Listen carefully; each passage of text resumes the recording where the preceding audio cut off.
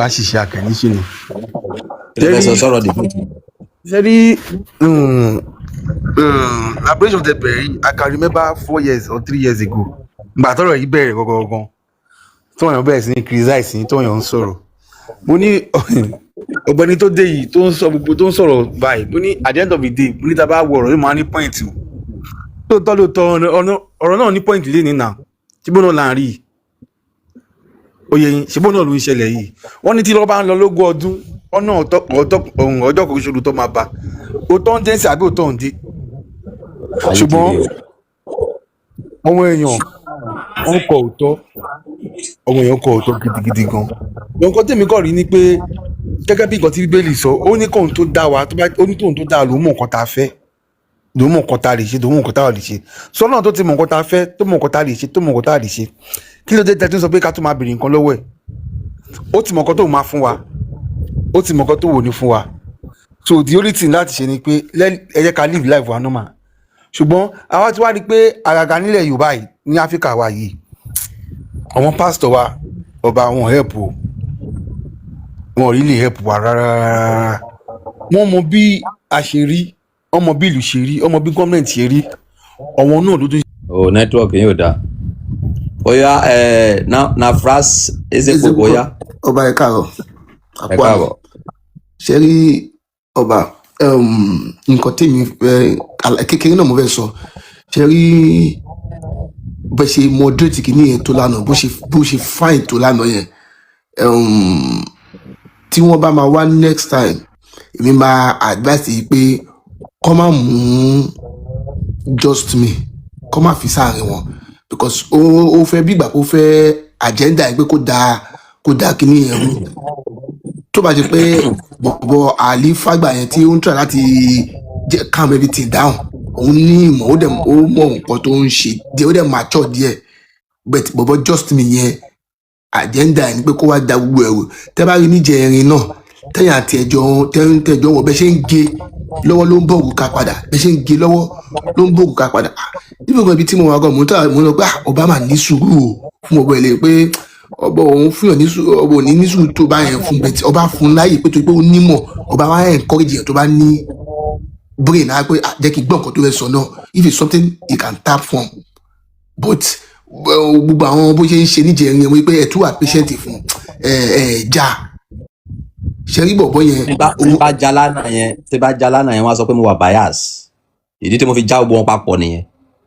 Torí lánàá yẹn wọ́n ti jẹ́ pé mo bí mi yà. Tí bá já nìkan wọ́n á sọ pé mo wà bias. Ṣé wàá rí tí ó bá ṣe ohun tó ń dàrú kankan, ṣẹ́rí kọ́kọ́rọ́ kan wà tí àwọn pípẹ́ yẹn fẹ́ pass lánàá yẹn, ìyẹn àwọn MS bàbá ni pé kò ń sọ̀rọ̀ yín pé nǹkan báyìí nǹkan báyìí ọkọ̀ fìyẹn bẹ̀rẹ̀ ni. Ibi tí wọ́n fẹ́ ń di ọ̀rọ̀ yẹn sí ni pé gbogbo nǹkan tí wọ́n ń sọ yìí àwọn kan sì ń ṣe lóde òní, àdẹ̀fẹ́ kó máa ṣẹlẹ̀. Ẹ wo orú tí ọmọ kékeré ìṣòro ọmọ kékeré yẹn ó ṣàti ṣẹlẹ̀ nílẹ̀ Haúsá.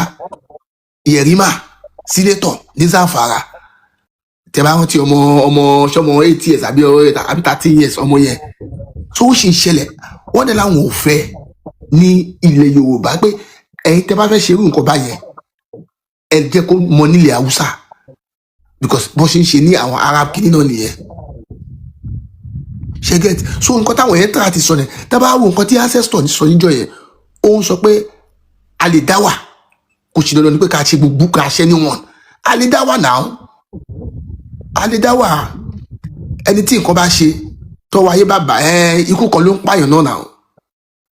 Something must kill a man now. Bó jẹ́ kú ayé ni bó jẹ́ kú kíní ni so a lè dá wà láì ṣe kankan.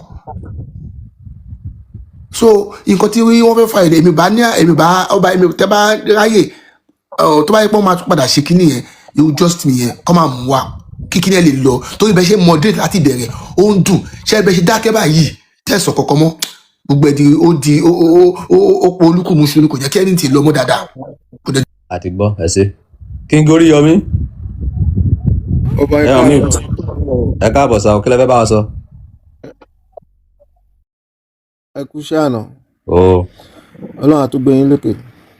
ṣẹ́rí nǹkan tẹ́mi gan tí mo sọ ń bẹ̀ mo wà ní comment section yẹn ṣẹ́rí ìbéèrè tó ń béèrè lọ́wọ́ àwọn mùsùlùmí yẹn ni pé mùsùlùmí lèmi o but ibi tó ilé mùsùlùmí but a fool at 40 is a fool forever wọ́n ń tàn wá ní bí mi ṣe rí ni ìbéèrè tí mo believe pé kan béèrè ni pé ànábì ṣé ó fẹ́ Aisha lọ́mọ ọdún mélòó wọ́n dẹ̀ tí wọ́n á sọ fún wa wípé ànábì ọlọ́run rán fún gbogbo ayé èmi believe pé èèyàn tíyàn máa ń tọ̀ ó yẹ kó mọ nǹkan tó máa ṣẹlẹ̀ nǹkan tó dẹ̀ tó máa parí ẹ̀ èèyàn tó pè lánàbì ni o ó wá ń fẹ́ ọmọ kékeré mo believe pé ó yẹ kánàbì sọ fún wa pé ẹ ní láti fọmọ kékeré yìí o ẹ jẹ́ kó lọ sí iléèwé tó bá tiẹ̀ ní pé nígbà iléèwé ò tí ì làjú pé ilé kéwu ni a máa mọ̀ pé ìmọ̀ ló fẹ́ kí Àìṣà yẹn mọ̀ ànábì tún lọ ń fẹ́ ọmọ kékeré nígbà tó máa fẹ́ ànábì ń sìn wọ́n wá nípa àwọn fẹ́ fẹ́ ọmọ ẹ̀ ó ní ó tì irọ́ ti wà ń bẹ̀ nìyẹn ìkejì ṣe rí ìrun tá à ń kí yẹn àwọn súrà tó máa ń ké yẹn ms bàbá ti sọ wípé ìtàn ló wà ń bẹ àwọn bàbá máa sọ pé àmì nǹkan tí ms bàbá náà sọ wípé èdè tá a gbọ́ tó fi ń tàn wá jẹ yẹn kí ni èdè yẹn kọ́ tú èdè yẹn fún wa. ìkẹta wọ́n tún ní pé èèyàn tó bá wà nínú ẹ̀sìn tó bá fẹ́ kúrò pípa ni nǹkan tí ms bàbá ń fà nìyẹn. tipátipá o gbọ́dọ̀ sí. o gbọ́dọ̀ ṣe é wọn ò dẹ̀ fẹ́ kẹ́mẹ́sì bàbá sọ̀rọ̀ ṣé ti yé yín ní èmi bẹ́ẹ̀ mi ṣe wà ń sìn wọ́n ti ń tàn wá ti pẹ́ àdẹ̀ ṣe mọ́ nǹkan tẹ́mẹ́sì bàbá ń sọ nìyẹn ẹ wúyá ẹ mọ̀ tẹ́ bá fẹ́ kéwú fún wa ẹ kéwú fún wa ní Yorùbá ṣó ti yé yín ọba ìtọ́ba tó máa gbé wá ẹ jẹ́ kí wọ́n ṣe ní tùbí nùbí wọn ò fẹ́ káwọn ms bàbá sọ̀rọ̀ wọn ò fẹ́ kọ́ sọ̀rọ̀ ní north a ti rí example nǹkan tó ń ṣẹlẹ̀ ní north àwọn mùsùlùmí wọ́n máa ń jagun gbadé ni ànábì jagun wá sí Mẹ́kà ni nǹkan tẹ́mẹ̀sì bàbá ń sọ nìyẹn kò sọ yí pé tẹ bá fi mùsùlùmí lẹ̀ kí lẹ fẹ́ ṣe wọ́n ń sọ fún wa pé wọ́n ń tàn wá ẹ má brainwash wa mọ́ àwọn bàbá wa ti ṣe mistake wọn ò tú fún wọn àwa ò dẹ̀ ní gbà Gen Z ò ní gbà nǹkan tó ń sọ nìyẹn èmi wá believe pé àwọn àfáà yẹn ní láti wá gbé sílẹ̀ pé òkè nǹkan tó ń ṣẹlẹ̀ ní nǹkan tó ń ṣẹlẹ̀ ní but àwọn àfáà yẹn ò fẹ́ ìtìjú ms bàbá dẹ̀ sọ fún wọn pé ẹ fi iṣẹ́ yẹn lẹ̀ ẹ lọ wáṣẹ́ ẹ lọ ṣiṣẹ́ mọ́ máa parọ́ fún wa mọ́ nígbà tẹ́ máa ní pé kí n ka kúlù àlà òun ṣe máa ní àmì ìtàn dẹ̀ ló wà nínú kúlù àlà o nítorí pé kí ni mi ìgbédè ms bàbá dẹ̀ ti lẹ́ everybody lójú pé nǹkan tó ń sọ yìí o ó padà pé kọ́ ni pé ànábì ń lọ ìgbà tó lọ ó dé Mẹ́kà àwa dẹ̀ máa ní àmì ṣe ti gbọ́ ẹ máa ní pé ká dìde láàárọ̀ ká lọ kírun àdèmá tún máa ka súrà ìtàn alihamudulilayi kìnìkan ẹ ń lọ ìgbà tó ń lọ ó lágbára díẹ̀ o.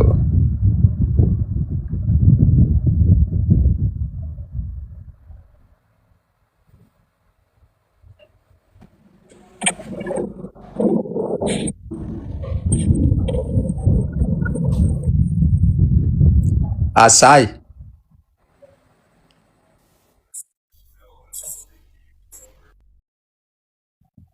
Jasma yàgbé ó sì yàpòyà. Jasmine ẹ káàárọ̀ sà. Orúkọ èmi ò gbóyìnbó èmi ò kàwé. Ẹ káàbọ̀ sí àlàáfíà lọ. Ẹ ra sà. Gẹ́gẹ́ bá wa sọ. Àfẹ́jọ́ pé ètò àná o. Kódà inú wa dùn gan bẹ́ẹ̀ ṣe coordinate. Ẹ̀kan tí mo kàn fẹ́ sọ ni wípé àwọn pípù yẹn wọ́n mọ̀ àwọn gan mọ̀ pé nǹkan táwọn pípù yẹn pé nǹkan tí wọ́n ń sọ pé òótọ́ ni ojú gbogbo wa dẹ̀ ti là. And I want to make something clear to everyone.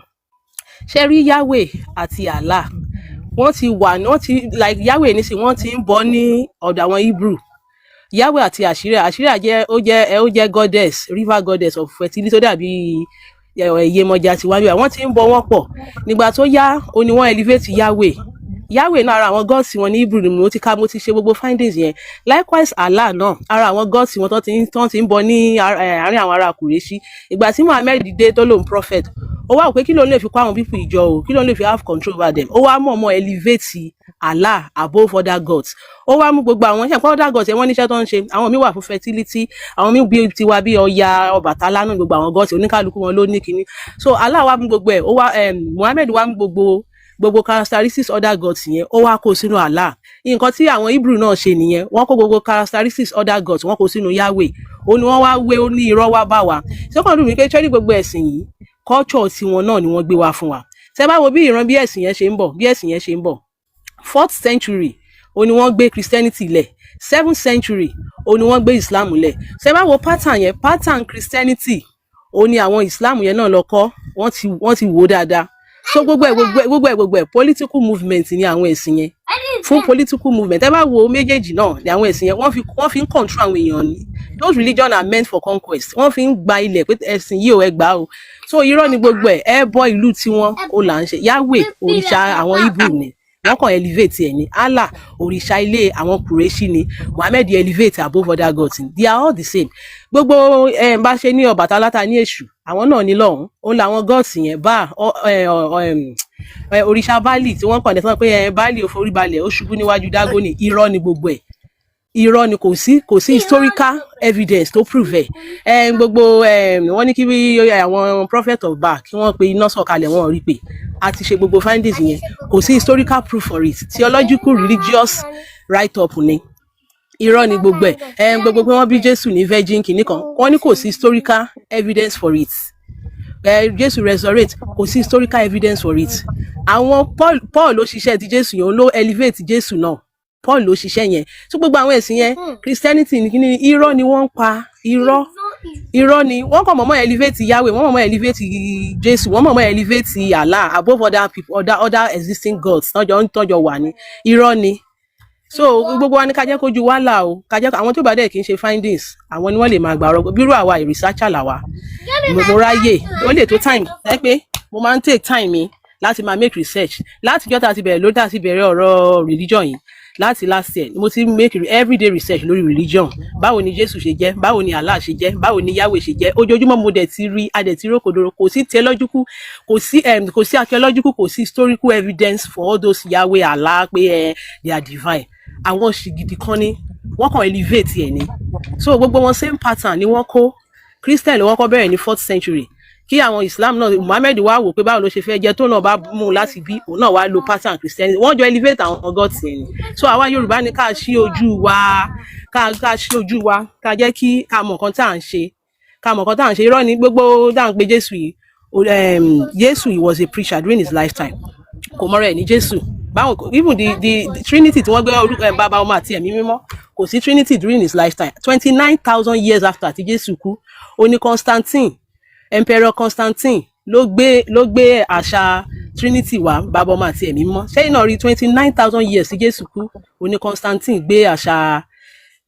ló gbé àṣà Trinity wá all these things kò ṣojú Jésù o gbogbo revelation iná wọ́n rí angel wọ́n rí beast kìnnìkan they are theological faith claim ni kò ní historical evidence no archaeological evidence irọ́ ni gbogbo ẹ̀ àwa ti make research a dẹ̀ ti rí Ọlọ́run ìlú onílùú òrìṣà ní onílùú ni wọ́n gbé wá fún wa o ó dẹ̀ ti tó time kí gbogbo ọmọ Yorùbá àtàtà kàn jẹ́ kójú wa là kó ní kálukú náà máa make research ayé ti dáyé ChatGPT ẹ lọ máa make research ask questions tẹ́ ẹ bá ráwọ̀ èèyàn bí ẹ lọ bí ChatGPT ẹ bí Google á fún yín ní the right questions ẹ jọ torí Ọlọ́run àwa náà ní tiwa ń bí bá a ṣe ní Èṣù ń bí bá a ṣe ní àwọn Yemọja tá a ní Ọbàtálá bẹ́ẹ̀ náà làwọn náà ní because mo gbogbo àwọn gọ́ọ̀sì wọn yẹn gbogbo characteristics wọn ó dàbí tàwọn tiwa náà bíbá iná àwọn òrìṣà wa náà bíbá yẹn wọ́n wá demonize yẹ pé they are not good ẹ má bọ̀ wọn mọ́ which is lie káwọn èèyàn wá jọ àwọn Fúlàní ló wà nídìí ẹ̀sìn Islam ní Nàìjíríà wọ́n fi ń gba ilẹ̀ ni wọ́n dẹ̀ mí ni ẹ̀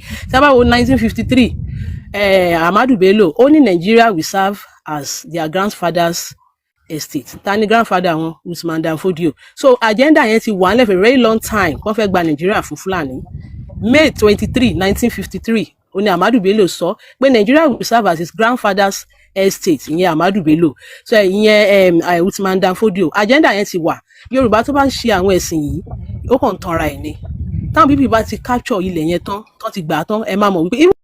ẹ ṣé God bless you bàbá owó worldwide ẹ on mute.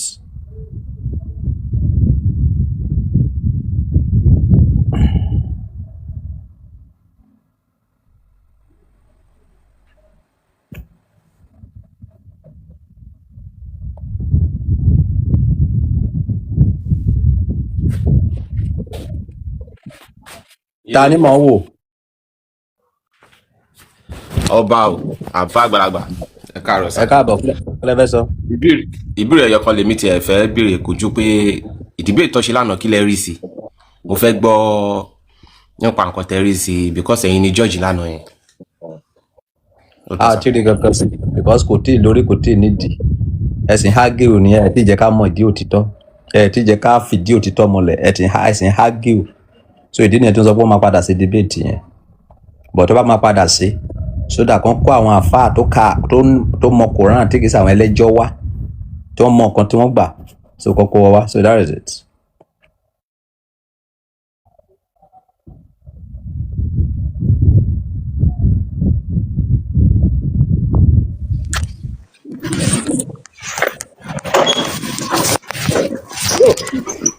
Òjòjò Akeem.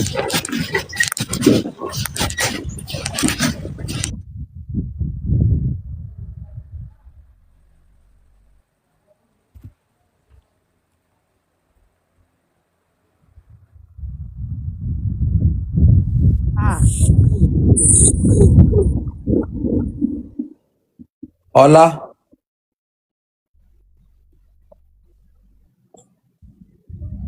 Ṣé àwọn kan kò send request sílẹ̀ ni?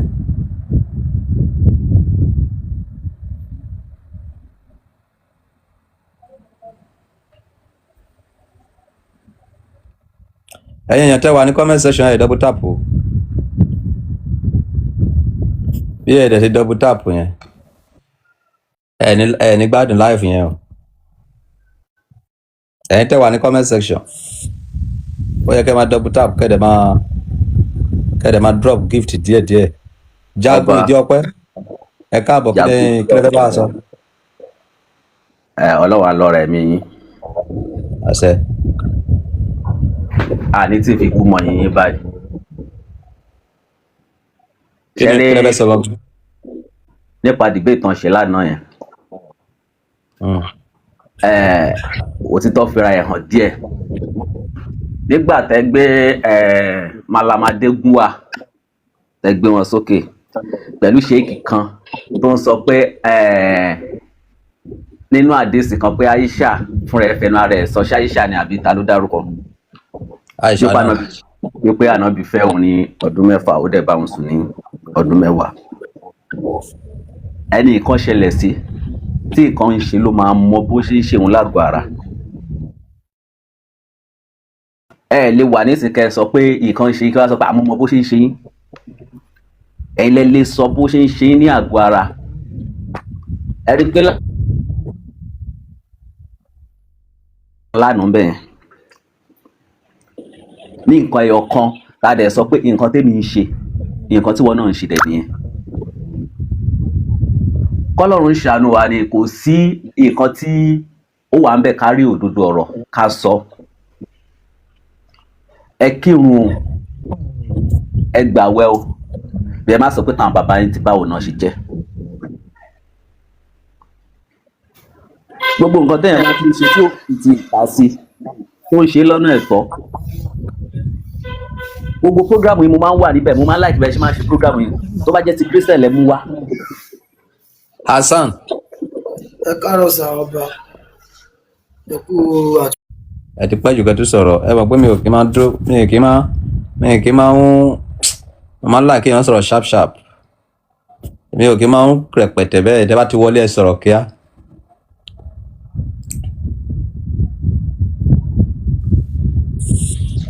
Shahid ẹ káàárọ̀ kílẹ̀ bẹ́ẹ̀ bá wa sọ. Ọ̀rọ̀ tí àwọn èèyàn ń sọ yẹn lórí mùsùlùmí àná kìíní bẹ́ẹ̀ bóyá wà yẹn gbogbo kìíní yẹn ó máa ń rúyàn lójú ọba. Èyí tó wà ń bẹ ni pé táwọn afábá lè sọ wípé gbogbo ìtumọ̀ nǹkan tó wà nù Al-Qur'an rèé tẹ́lẹ̀ tí tọ́pọ̀ táwọn èèyàn máa ṣe àmì nǹkan tí yàn ò mọ̀ túmọ̀ ẹ̀ tẹ́ni kí yàn máa ṣe àmì ó máa ń da onírúgbà mi ìgbà mi ìdẹ̀kẹ̀rẹ̀ nǹkan tí yàn bá nú àbáláyé nǹkan tí yàn bá nú ilé ẹ̀ tó ń ṣe nígbà míì òun máa ń jẹ́ kẹ́lẹ́ mi máa sọ pé kìnìún tí yàn bá rẹ̀ ti mọ̀ òdìtọ́ lẹ́ẹ̀kan ṣọ́ báyìí ó máa dàbí kí bíyà wọ́n parọ́ fún ẹnìyẹn.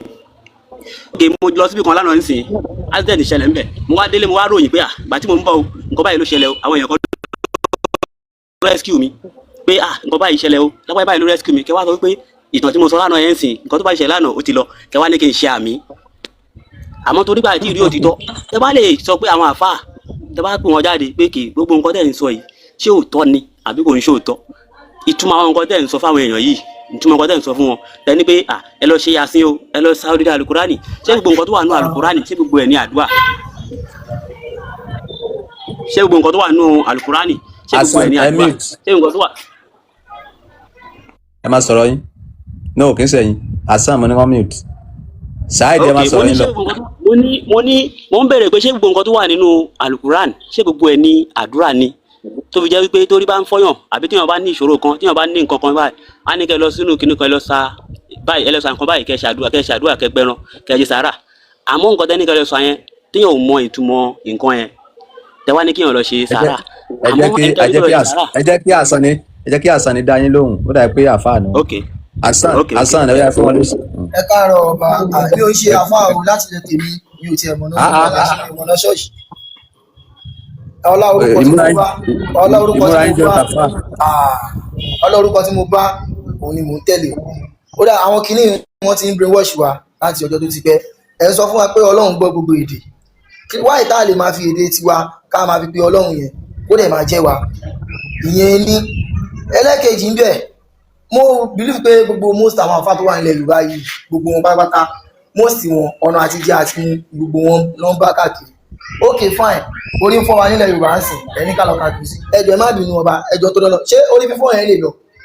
ó lè lọ o. gbogbo Ọlọ́run dá gbogbo nǹkan yìí létòlétò pé ilé ìfún òsàn kan báyìí ilé ìfún òsàn kan báyìí ok ẹni tí diabetes ń ṣe é sìn tó gba ilé àfáà lọ tó ní àwọn máa gbàgbé ọjọ́ ṣé ó lè lọ so Ọlọ́run ti ó ṣe gbogbo nǹkan yìí létòlétò Ọlọ́run tó dá ayé tó dá ẹ̀dẹ̀ sọ fún Ọlọ́run gbogbo èdè ló gbọ́ bọ́ọ̀ ìta lè máa fi èdè tiwantiwa ká máa fi kírun ṣùgbọ́n ọ̀run àtijọ́ àti mu táwọn pípù yìí gbà ká kò jẹ́ kó wọ́n lè sọ èyí tó ń jẹ́ òótọ́ ọ̀rọ̀ ńbẹ̀ wọ́n pariwo fún wa mẹ́kà ọdọọdún ni everybody owó ribiribi tó ń lọ sọ́hùn ó ní ẹ̀gbọ́n mi kan ó lọ mẹ́kà ní ọdún kan ó dé nígbà tó dé ẹ̀gbọ́n mi yẹn sọ fún wa wípé kánò òun mọ̀ wípé bí ó ibẹ̀ ṣe rí nìyí òun ò ní lọ it's just like pé bí gbóhùn kọ̀ lọ fi owó mọ ìlú pé under bridge làwọn sùn lọ́hùn níwà ẹ̀gbọ́n mi tí mo dẹ̀ ń sọ yìí ní Nàìjíríà wa níbà nílẹ̀ ó wà òkè láyà rẹ̀ under bridge làwọn sùn wípé ìgbà táwọn fẹ́ lọ gàràfà orí àpáta kan làwọn kó àwọn sí táwọn lọ ṣàdúrà níwà àwa náà lẹ́gbàá lákè wọ́n sàpátá pọ̀ nílẹ̀ Yorùbá bíbà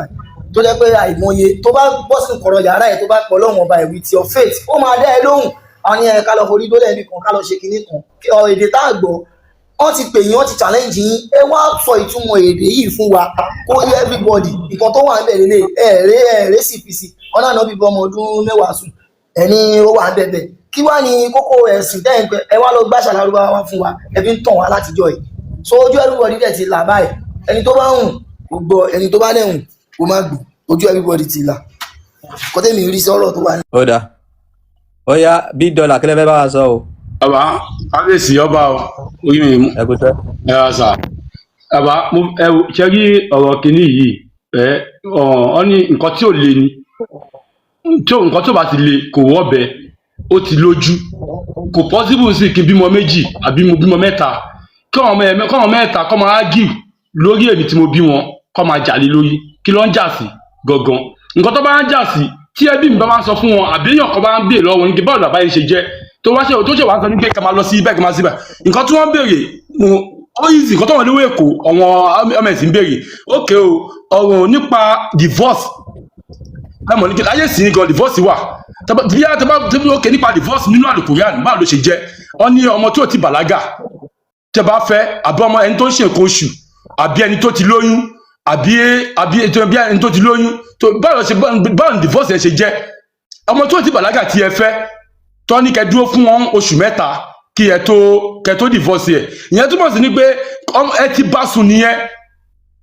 ọmọ tó ti bàlágà tọ́ ní kẹ́ fún ní oṣù mẹ́ta kẹ́ tó divorce ẹ̀ ìyẹn túmọ̀ sí kẹ́ ti bá sùn nìyẹn ok báwo ni gbogbo nǹkan bẹ́ẹ̀ ṣe jẹ́ ẹ ṣẹ̀ wá lọ ń gbé bẹ́ẹ̀ ni pé ọmọ tẹni tí ìyá ẹ̀ bá kú ọmọ òrukàn ṣó papọ̀ mọ́ra wọn nǹkan tí nǹkan fẹ́ jẹ́ kí everybody mọ̀ ni pé ṣẹ̀yìn kọ́lọ́run kó ṣàánú wa ni mo believe ni pé gbogbo nǹkan ti ń padà bọ̀ ń sìn Islam ẹ̀sìn tó yẹ pé wọ́n fi máa ń gbalẹ̀ tó yẹ pé máa kan sọ ìmáàmù Gbọ́mọ̀ṣọ́ ó ní tí wọ́n bá lọ wò ó ní tó bá fi èèyàn kan jẹ olórí ìmáàmù àbí olórí apàṣẹ wọn ní aago kan tó bá fi ẹlòmíì ti jẹ olórí apàṣẹ ní aago kan àbọ̀ ó ní kó pa ẹnìyẹn ni ó ní kò kí ń ṣòun lòun sọ kò kí ń ṣe ẹ̀sìn òun ẹ̀sìn ọlọ́run ọba ni kí wọ́n pa ẹ sọ fún mi ọlọ́run ọba tí gbogbo wa ń sìn ṣó lè sọ fún wa ní pé nítorí pé nǹkan ṣe mistake kí wọ́n pa ẹnìyẹn.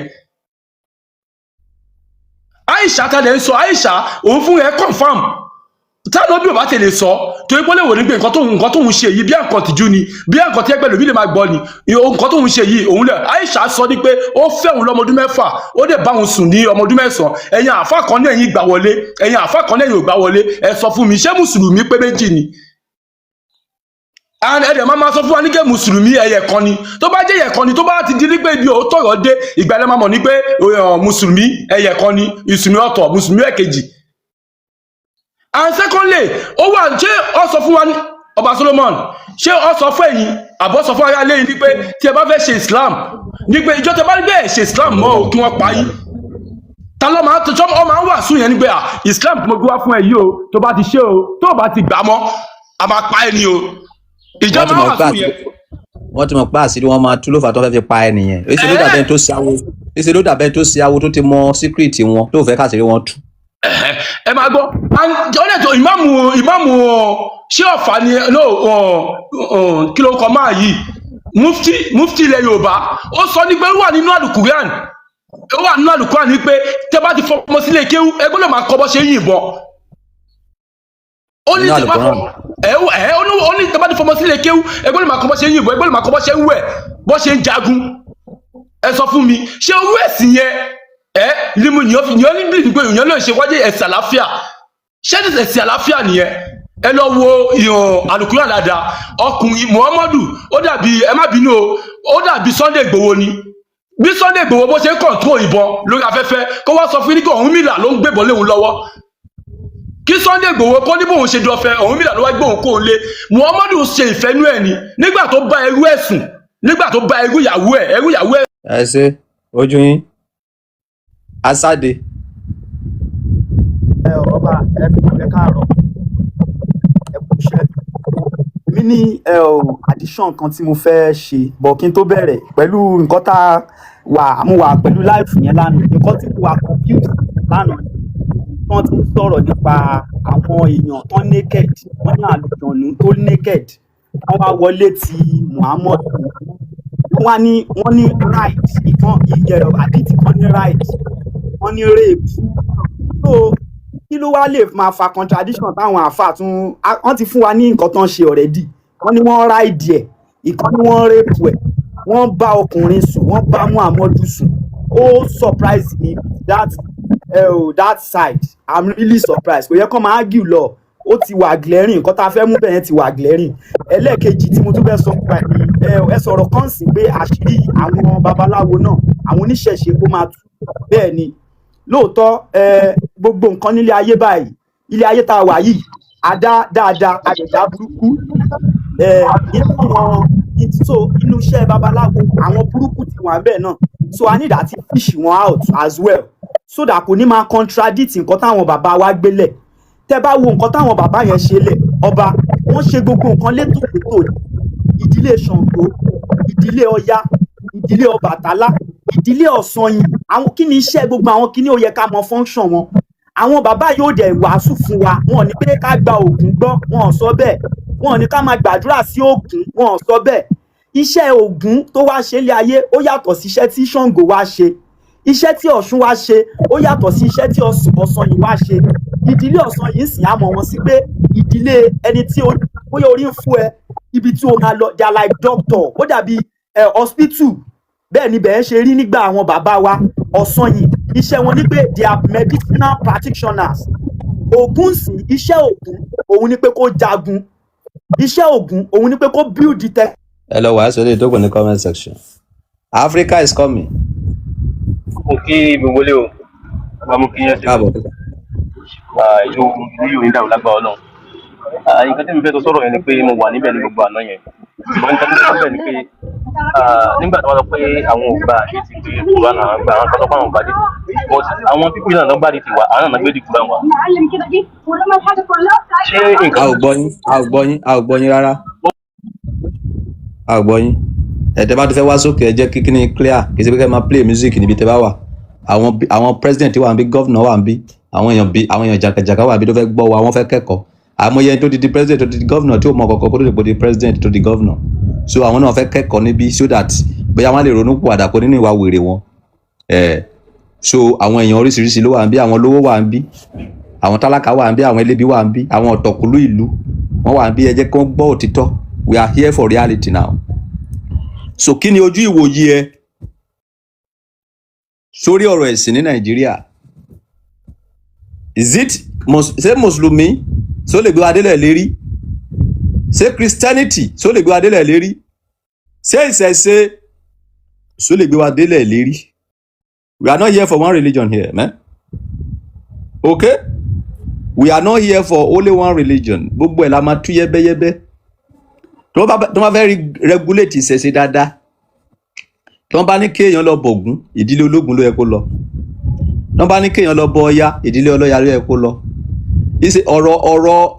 ọ̀rọ̀ ìṣẹ̀ṣe ṣe ló dàbí ọ̀rọ̀ hospital ní hospital we have dentists àwọn tó ń ṣe eyín àwọn tó specialize lórí eyín àwọn kan wà specialize lórí wípé malaria mú ẹ àwọn kan specialize lórí operation àwọn kan specialize lórí surgery oríṣiríṣi so àṣẹ̀ṣẹ̀ mẹ́yẹ́ bọ̀ lápò ni tá bá ti bójú kìrìsìtẹ́nì jẹ́ tá bá ti bójú mùsùlùmí jẹ́ à ń bọ̀ lórí ìṣẹ̀ṣe so that everybody á lè mọ reality òtítọ́ okay ẹ ti bà gbogbo ẹ̀ jẹ́ ẹ ti rún gbogbo ẹ̀ pọ̀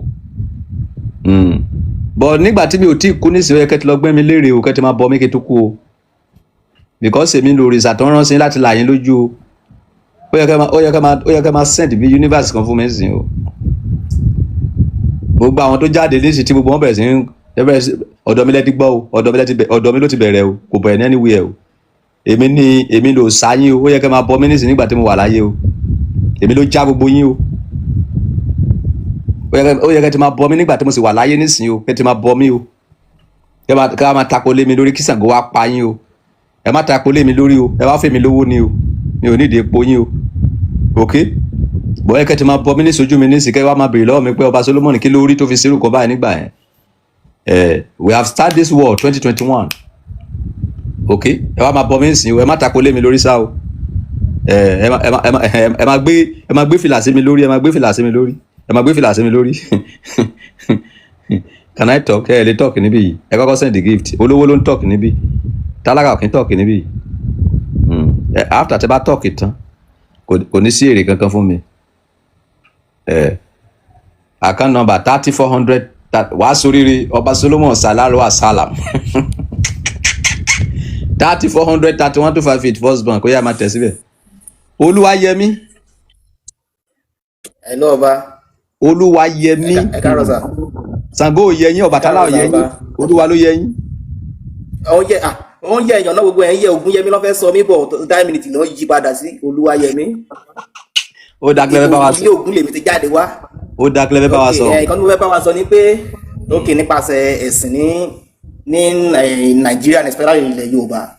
Ẹ sọ̀rọ̀ kan lẹ́ẹ̀kan ẹ ní ẹ̀sìn wo ló lè gbà wá ní kíákíá kò sẹ́sìn tí ò lè gbà wá but fast tó ṣọ́ jù ìṣẹ̀ṣe ni. Torí wọn bí ẹ dá sí kó fẹ́ ṣe gómìnà kó fògùn búra kó gùn má pa ẹ́.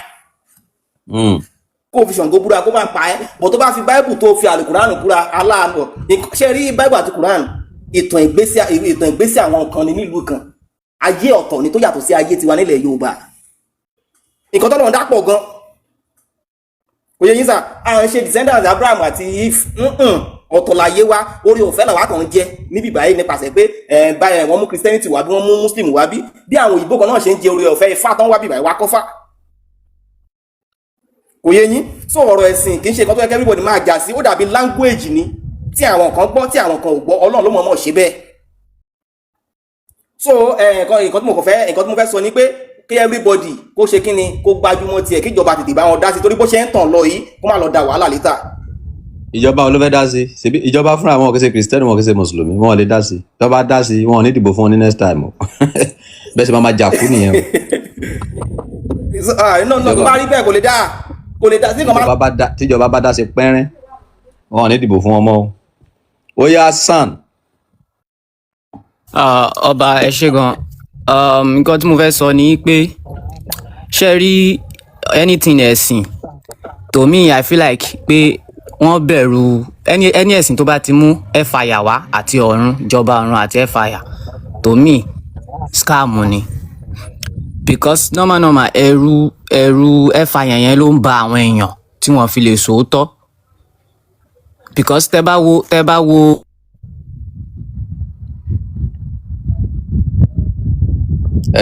mo ti mọ̀ pé tálákà ní lẹ́ẹ̀kan ẹ ò ní dátà ẹ fẹ́ wá ṣàlàyé.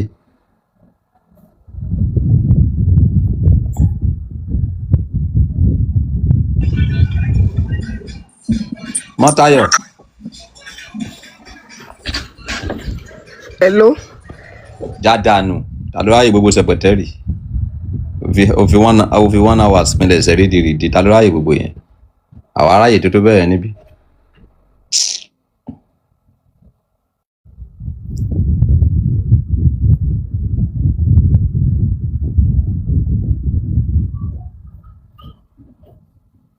wọ́n rí sí wọn máa sákọ̀ òfò.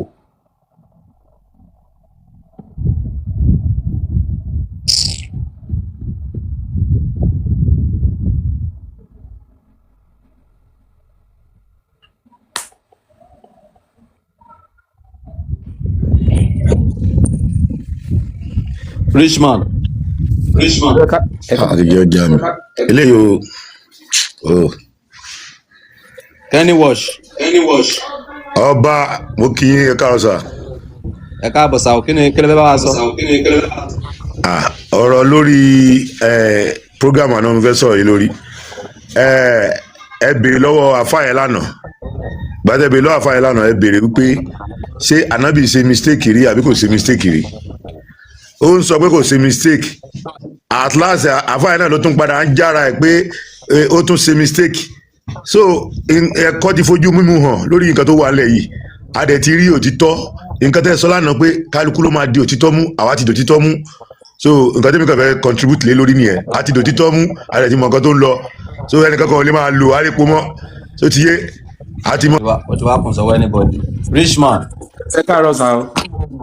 ẹjọ́ lẹ́yìn tẹ́ bá sọ̀rọ̀ tán ẹjọ́ ẹ kó rírẹ yín ràn wá fún wa lówó ẹjọ́ kò ju bí ìṣẹ́jú kan tí màá sọ̀rọ̀ lọ mi rò pé tí pè lórí program láyé rí lórí social media anyway nǹkan tó fẹ́ sọ ni pé opinion tèmi yàtọ̀ sí gbogbo everybody wí báyìí o. ok. nǹkan tẹ́ ṣe lánàá yẹn kò nǹkan tí wọ́n ṣe láti everybody ṣe lánàá yẹn tẹ́ wá wá sórí gbangba níbi kan tẹ́ wá ń sọ̀rọ̀ ìgbàṣegbà ìgbàwóṣàwò kò wọ́ọ̀tì ẹ̀ tó wáyé pé nǹkan tó yìnbó jókòó tì nìyẹn láti orí fóònù tẹ́ ẹ ń lò ẹ lè rí lò oníkàlùkù ṣe títí ẹ ṣe wá kọ́ra ẹ̀sán gbangba pé so in my own opinion if there is a way the government dey regulate yìí pé ibi tó bá ti ń jókòó síbi kan tó yẹ pé ó lè máa preach ẹ̀sìn tiẹ̀ pé wá join mi o ibi tó bá ti ń takò ẹ̀sìn mi àbí tó di pé wọ́n á hájú níbẹ̀ kọ́kọ́ everybody ó dàbọ̀. ẹ ní sùúrù kẹtù lọ ṣebí opinion tí ń lẹ sọ yẹn. bẹ́ẹ̀ni. God bless you. ṣé mọ̀ wípé nígbà tí wọ́n máa mú ẹ̀sìn yìí wá ṣé mọ̀ pé kò sí wàhálà. bẹ́ẹ̀ni. bí èèyàn bá dẹ̀ fẹ́ bọ́ nínú wàhálà ó gbọ́dọ̀ béèrè pé kí ló fa wàhálà sínú ayé òun. bẹ́ẹ̀ni. àwọn ẹ̀sìn wọ̀nyí is unquestionable tẹ́lẹ̀ láyé ìgbà kan tá a bá gbọ́ pé èèyàn àfáà ni ìbáàjẹ́ pé ó ń parọ́ ìbáàjẹ́ pé ó sòtítọ́ èèyàn Ọlọ́run ni láyé ìgbà kan tá a bá gbọ́ pé èèyàn pásítọ̀ ni ìbáàjẹ́ pé ó parọ́ ìbáàjẹ́ pé ó sòtítọ́ èèyàn Ọlọ́run ni láyé ìgbà kan tá a bá gbọ́ pé èèyàn babaláwo ni ẹ̀rù máa bá àwọn ènìyàn. So now ìgbà táwa ti rí òtítọ́ ibi àwọn nǹkan tó kórè ibú bá wa là ń jẹ́ kí àwọn èèyàn mọ̀ wípé nǹkan tí ẹ ń ṣe yìí irọ́ ni ẹ padà kẹ́ lọ ṣe nǹkan tó nítumọ̀. So tí a bá yanjú nǹkan tí a yanjú yìí tí àwọn èèyàn bá mọ òtítọ́ tó bá sì wà nínú ẹ̀sìn yẹn kò sí bórí wọn ti fẹ́ pé láti ṣe nǹkan.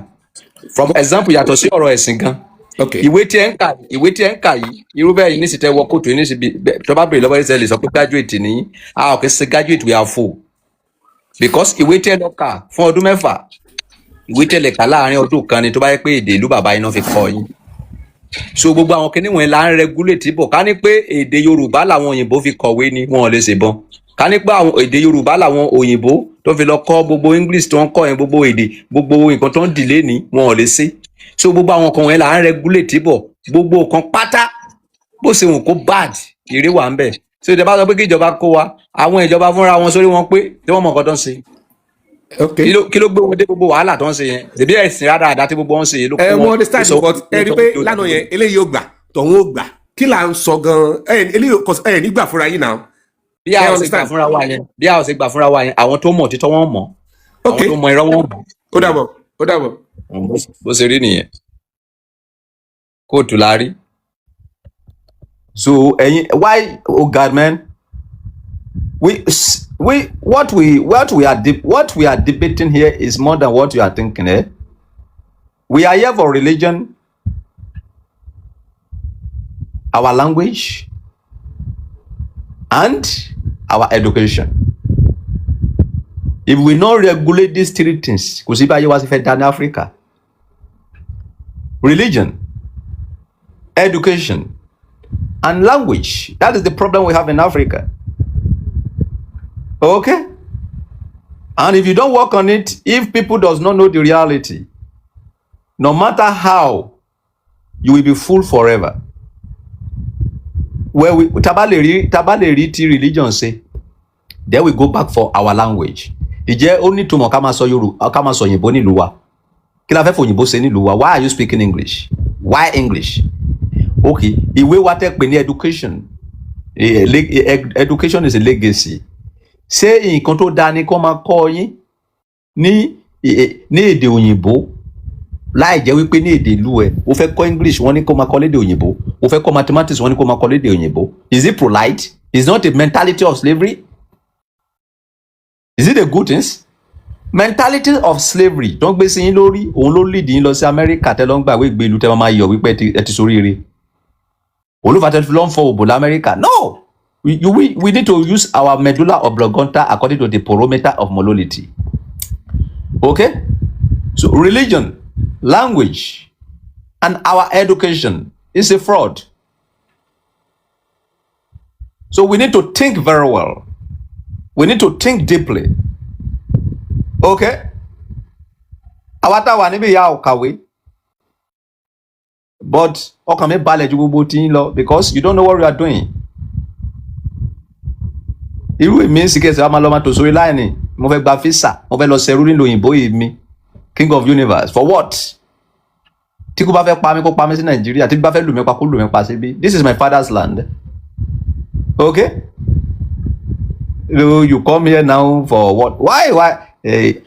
That argument ìgbà tí wọ́n kọ́kọ́ sí argument inú wọn bí mi kan pé ariwo wọn gan pọ̀ jù but ìgbà tí wọ́n wá farabalẹ̀ tí wọ́n wá wò pé wà tí a bá máa sọ kí ni ìyá àwọn èèyàn ní mọ òtítọ́ ẹ mọ iye àwọn èèyàn tó já lánàá ni ẹ mọ iye we have 44,000 we have 44,000 something yesterday viewers. Àwọn kan wà wọn ò sọ̀rọ̀ níbí but lẹ́yìn tó bá cut fóònù yẹn wọ́n á ronú wípé ṣé lóòótọ́ lèèyàn kan dó ọmọ ọdún mẹ́fà tí wọ́n tẹ̀sọ́ pé ká máa tẹ̀lé gbogbo ìwà ẹ̀. Ṣé lóòótọ́ lèèyàn kan dó ọmọ ọdún mẹ́sàn-án tó ní ká máa tẹ̀lé gbogbo ìwà ẹ̀. Iye wọn máa sí wípé wọ́n máa ti sin náà. So what are we talking about, man? So people are open, eyes of people are open. Ẹ wo nǹkan tó ṣẹlẹ̀ l'Amẹ́ríkà lọ́wọ́ ńsìn. Nígbà tí Donald Trump kó àwọn eyes jáde tó bẹ̀rẹ̀ sí máa treat àwọn ènìyàn. Ẹ wo billions of people tó ń jáde ojú wọn ti là wípé bọ̀bọ̀ wèrè kan ò wọlé wá from nowhere wá máa halẹ̀ mọ́ wọn. Àwọn state kan reject àwọn eyes yẹn pé wọ́n lè wọ state wọn wípé ẹ lè lọ́ máa sórí ibú yín ní state tọ̀dọ̀ yín ẹ lè wọ state wa. God is love. Ẹ lè máa ní àwọn èèyàn lára torí ojú wọn là. So ayé ti kọjá ayé tí ẹnìkan máa kàn dìde from nowhere tó máa sọ àwọn èèyàn dẹrú tó máa kàn dìde torí tí nǹkan tó fẹ́ jẹ tó fẹ́ máa bà ayé billions of people jẹ́ torí tí family wọ nìkan wo fẹ́ da billions of people sí ríboríbo. Stop at that, man. God, man. So wow, God, man. So ẹ wo ọmọ àlè tọmọ ọba Solomoni náà yà ṣe oh God, man sìn ó wá jẹ́ èdè gidi tó yẹ kí n máa sọ pé oh God, man tó bá yẹ pọ̀ ọmọ àlè ní èmi fúnra mi. Is it polite kọba Solomoni máa sọ pé oh God, man sórí ire nìyẹn kàbórí ibú? What is the meaning of oh God, man? Is it polite kí ọba Solomoni máa sọ pé oh God, man tó bá yẹ pọ̀ ọmọ àlè lèmi fúnra mi? Ara orí ibú tó ń wá mú bá l'Amẹ́ríkà nìyẹn ní Nàìjíríà. So you people now gbogbo bí wọ́n ṣe sọ pé oh God, man motherfucker man that poke pray lójú ẹ báyìí àmì graduate mo ti kàwé gan orí ibú ni kì í sórí ire gbogbo God, man you are motherfucker man that poke so orí ibú ni gbogbo ẹ kì í sórí ire nǹkan tó yẹ kó mi ò lè sọ Yorùbá 5 minutes kí English má wọ̀ orí bú ni ẹ gbé àwọn ènìyàn jáde kó wá máa sọ Yorùbá deeply one kó sọ 5 minutes kó yìnbọn kan má wọ̀ àpẹẹrẹ ọmọ àlè ni àpẹẹrẹ ẹrú ni kì í ṣoríire okay mọ̀dà ó ti tó wá. So all Nigerians should go and having a mentality that we have 3 problems in Africa. Number 1, our education. Number 2, our language. Number 3, our religion. It's a mentality of slavery. Whether you like it or not. Ẹ̀yin ọmọ Yorùbá tẹ́ ẹ fi bẹ́ẹ̀ gbóyìnbó tó jẹ́ ọmọ akọ tòótọ́ lórí àwọn tí ò gbóyìnbó yẹn lọ máa kọ gbogbo àwọn tá ń sọ òyìnbó yẹn ọmọ àlè ni wá. Ẹ̀yin tẹ́ ẹ gbóyìnbó nǹkan tá ń sọ ni wípé ìṣòro tó bá wa ní ilẹ̀ Nàìjíríà lápapọ̀ ó ní ìgbékalẹ̀ ọ̀nà àti lọ sí iléèwé wa. Iléèwé tí a máa ń lọ jìbìtì ni gbogbo kò tá fẹ́ lọ kọ́ ní school èdè ìlú wa ló yẹ ká fi kọ́. Gbogbo ogun afàkókò ṣòfò tó ń gbélé lọ́wọ́ ní Nàìjíríà kó lọ máa ṣe kọ́ọ̀sì kan fún 12 years kó lọ máa ṣe kọ́ọ̀sì kan fún 30 years kó lọ máa ṣe kọ́ọ̀sì kan fún 5 years orí ibú ni kọ́ọ̀sì yẹn wo lè ṣe láàrin oṣù 6 kó mọ̀ tó bá yẹ pé èdè bàbá ẹ̀ náà fi kọ́ ẹ nígbà tó rí ẹ òkú kò sí nǹkan tó jẹ́ pé ọmọ kan ò mọ̀wé èdè tí kì í ṣe gbogbo èèyàn létí ẹ̀ tètè là láti gbọ́ èdè elédè lẹ́fí ń wò pé ọmọ kan ò mọ̀wé kò sẹ́ni tí ò mọ̀wé torí wípé wọ́n ń sọ torí nǹkan tí wọ́n ń kọ́ nǹkan tí wọ́n ń kọ́ ẹ ò gbọ́. Before you can grab up you need to know how to you need to listen to that English first o gbọ́dọ̀ nǹkan tó o gbọ́dọ̀ kọ́kọ́ kọ́ èdè yẹn first kí èdè máa kọ́kọ́ yí ẹ first wáyé sọ àmọ́ mí nìkan tó ń sọ ogun afàkókò ṣòfò ni it's not a good something. Okay, we have big problem so tí gbogbo yín tó rí yín bá ti wá pé tẹ́tí mọ̀ wípé ìwé tó ní kí lọ máa kà yí orí ibú ni kì í ṣoríire. Èdè tí mo ń sọ yìí tí àwa pèlè akọ yìí táwọn ò pé nǹkan gidi yìí orí ibú ni kì í ṣoríire. Ẹ̀sìn tí wọ́n mú wá yìí ẹ̀sìn orí ibú ni kì í ṣoríire. Ìgbà ẹláyé wa máa dá. Mo dẹ̀ mọ̀ pé gradually tá bá ṣe kíní tí àwọn ọmọ Yorùbá gidi bá dórí oyè tí ènìyàn gidi tó mọ iye nǹkan tóun ní bá dórí oyè mo mọ̀ pé wọ́n sọ wípé now eléyìí tẹ̀sán lóyìnbó ti tó. Ó yá ẹ fẹ́ kọ́ jógíráfì ok jógíráfì la fẹ́ kọ́ o jógíráfì sọ wípé nǹkan báyìí lédè ìlú wa kì í ṣe lédè òyìnbó àwa kì í sọmọ òyìnbó we are not òyìnbó we are Yorùbá we are not òyìnbó we are Hausa we are not Yorùbá we are not òyìnbó we are Igbo ẹ kọ́ wa lédè ìlú wa ẹ kọ́ wa ní nǹkan tí a fẹ́ lédè ìlú wa èdè làwọn mùsùlùmí fi gbá yín. Bisimilahi rabbina wa nakana hamdulahi rabaraka so àmín kí ló ń sàmí fún ẹ jẹ́ ká lọ ka Fatia tẹ́ fi ń kírun ẹ jẹ́ ká lọ kà.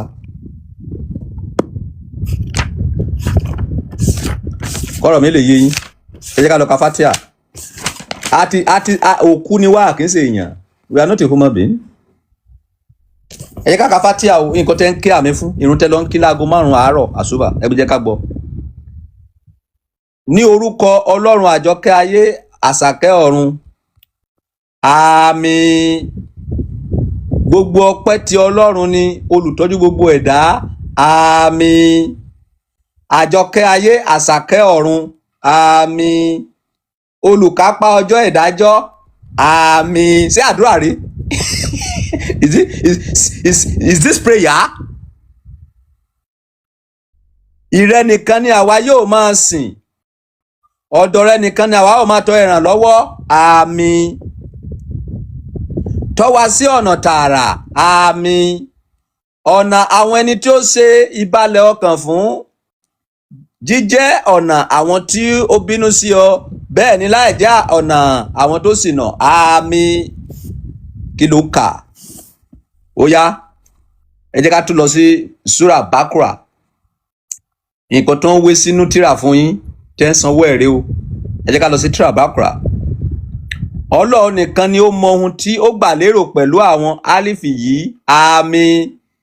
Tírà yìí kò sí iyèméjì nínú rẹ̀, ó jẹ́ ìtọ́sọ́nà fún àwọn tí ó bẹ̀rù Allah. Àmín. Àwọn tí wọ́n ní ìgbàgbọ́ nínú ohun tí ó pamọ́ tí wọ́n sì ń gbèrú dúró, wọ́n sì ń ná nínú ohun tí a pèsè fún wọn. Àmín. Àwọn tí wọ́n gbọ́ ohun tí a sọ̀kalẹ̀ fún ọ gbọ́, àwọn tí ó gba ohun tí a sọ̀kalẹ̀ fún ọ gbọ́ àti ohun tí a ti sọ̀kalẹ̀ síwájú rẹ̀, wọ́n sì ní àmọ̀dájú nípa ọjọ́ ìkẹyìn. Àmín. Ṣé àdúrà nìyẹn? Ó yá, nǹkan tá ń fi hàn yẹn ènìyàn nìyẹn. Is this prayer? Ẹ ń sọ ìtàn Dáfídì, ẹ ń ṣe àmín. Ẹ ń sọ ìtàn Jésù, ẹ ń ṣe àmín. Ẹ ń sọ ìtàn Sólómọ́nì, ẹ ń ṣe àmín. Now, that is what we are talking about here. Kì í ṣe pé bóyá abínú anybody. Ìjẹ́ nǹkan tí ẹ ń fún wa yìí, ìjẹ́ ó nítumọ̀, ìjẹ́ ó make sense. Kí wọ́n sọ wípé ọba Sólómọ́nì lọ jí pátá. Àmín. Ọba Sólómọ́nì nígbà tó kú ní Ìṣẹ̀ ó lọ sí Ìbẹ̀jú Lẹ́kí. Àmín. Ọba Sólómọ́nì nígbà tó kú ní Ìbẹ̀jú Lẹ́kí ó lọ sábẹ́ òkúta. Àmín. Kí lè túmọ̀ ẹ̀? What type of prayer is that? Is that prayer? Nǹkan tó ń sọ fún wa nìyẹn. Tó bá jẹ́ pé ẹ̀yin tí ẹ jẹ́ mùsùlùmí òdodo báyìí torí yín bá pé, ó yẹ kẹ́ sọ fún àwọn àfáà yín láti àárọ̀ yìí lọ wípé tí ẹ bá ti lè ka kíní àdúrà tẹ́ ń kà yẹn, tí ẹ bá ti lè ka fún wa ní Yorùbá, a ò sàmí mọ́. Kọ́dá nìkan ló máa ń ṣe àmì wọn àti ìyá wọn àti bàbá wọn àti fámìlì wọn. Tẹ́ bá pe àfáà wá síbi òkú pé kó wá bá yín ṣe ìsọmọ lórúkọ, tí ò bá ti lè sọ ní Yorùbá àdúrà tó fẹ́ gbà yẹn, wípé kó ló máa dá nìkan ṣe àmì ẹ̀ ní àwọn àti ìdílé àti fámìlì ẹ̀. Ẹ pa àwọn aṣẹbọ. Àmín. Kí la ń sàmì fún? Okay, àwọn corrections sí àwọn èèyàn ń ṣe nìyẹn. Christianity ń sìn, tí a bá ń ka psalm, tí àwọn Christian bá ń ka psalm, Olúwa gbógun ti àwọn tí ń gbógun tì mí. Àmín. Ṣùgbọ́n nígbà tí Christian bá ń ka wípé nígbà tí Dáfídì tí ó rí Báṣẹ́bà tó fẹ́ dóyàwó Ùríáyà, kọ́ wá máa ṣe àmín, orí ibú ni, torí pé wọ́n gbọ́ ọ̀kan tí wọ́n sọ wọn ò lè ṣe àmín síbẹ̀. Tí wọ́n bá ń ka Àlùkùránì fún yín ní Yorùbá, wàá mọ ibi tó yẹ kó ti ṣe àmín, wàá mọ ibi tó yẹ kó ti ṣe àmín. You understand? Ìkó tó ń sọ fún yín nìyẹn. Ẹ bá wa àṣírí ìgbà tá àṣírí yín fẹ́ tú, òun ló fà tí Àlùkùránì ní Yorùbá fi jáde. This is Yorùbá Àlùkùránì. Okay? Go and read Yorùbá. Tí àfa bá sọ pé àwọn fẹ́ gbàdúrà fún yín ní súrà Bákúrà, àfa àkótó tó dé pé máa ṣe àmì, ẹ jẹ́ kí kọ́kọ́ lọ kà ná. Wàá bẹ̀rẹ̀ sí kà lọ. Tó bá ti wá ń kà lọ, wàá mọ nǹkan tó fẹ́ ṣe àmì sí, wàá mọ nǹkan tí kò ò ní ṣe àmì sí. Nǹkan tá ń sọ nìyẹn. A ti gbé pé jìnnà. Kò ní da fún àwọn alábòsí. Àmín. Ẹ̀yin tí ẹ̀sìn Ọlọ́run ní ẹ̀mí àti òdodo, inú iná lẹ́ ń lọ. Àmín. Okay? Ìkan ló sì ń bá mi sọ̀rọ̀ yẹn. Ìkan ló sì ń sọ pé I don't blame you yẹn, káwọn olórí bú ẹ̀dá. Sàpàlà ló máa pa ẹ́ bó ti sọ pé I don't blame you yẹn. Ṣàngó ló máa fọ́ ojú ẹ̀. So èmi pẹ̀lú àwọn tẹ́lẹ̀ máa halẹ̀ mọ́. Look my face very well. Ṣàngó ló máa pa á. Nǹkan tí mo ń kà ṣé mo ń parọ́ ni àbí ṣé nǹkan tí mo ń sọ lọ́wọ́ yìí nísìnyí ṣé mo ń purọ́ àbí ó kàn mí kí n máa rojọ́. Ó ní I don't blame you, that means pé mo ń parọ́. Ṣé a sọ fún ẹ wípé nǹkan tó gbé dání ò dání? Nǹkan tá à ń sọ fún ẹ ni wípé ibi tó yẹ káwọn èèyàn ti sàmì jẹ́ kán gbọ́. Ibi tó yẹ kí àwọn èèyàn ti sàmì jẹ́ kán gbọ́. Ó wá ń sọ pé you don't blame me, that means pé mo ń parọ́. That means pé nǹkan tí mo ń sọ mo kàn mọ̀ ẹ́ mọ̀ wá láti wá máa bà yín jẹ́ ni. It's not supposed to be like that. Okay? So when you want to tell people, when you want to pray for people, let people know prayer different from preaching, different from eléyìí ìtàn ni. eléyìí àdúrà ni àdúrà wà ní bíbélì jẹ́ ká bíbélì jáde jẹ́ ká bíbélì jáde Psalm 23 let's go and read Psalm 91 let's go and read Psalm 91